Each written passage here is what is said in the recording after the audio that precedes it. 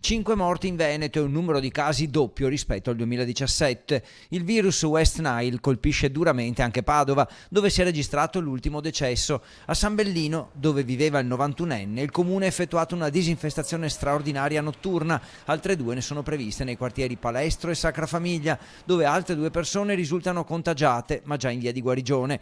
A San Bellino residenti soddisfatti della disinfestazione, ma chiedono più informazioni e nuovi interventi. C'è di tutto, c'è tante zanzare, c'è di tutto sui giardini, veramente. Io non ci vado. Non me ne sono nemmeno accorta. Mi ha avvisato mio figlio all'ultimo momento di chiudere le finestre, che non avevo sentito gli avvisi. Penso che sia una cosa fatta bene, speriamo che serva. Intanto nel quartiere rimangono però zone di verde pubblico con l'erba molto alta, proprio a 2 passi da dove è passata la disinfestazione. Il timore è che le zanzare proliferino anche lì. L'elemento da sul coso Guardi, sul parco Guardi. E lì com'è la situazione del verde? Ci sono ancora gli alberi caduti sopra i giochi dei bambini e ancora non è stato fatto niente. Pienamente d'accordo sulla disinfestazione, poi sono interventi diversi.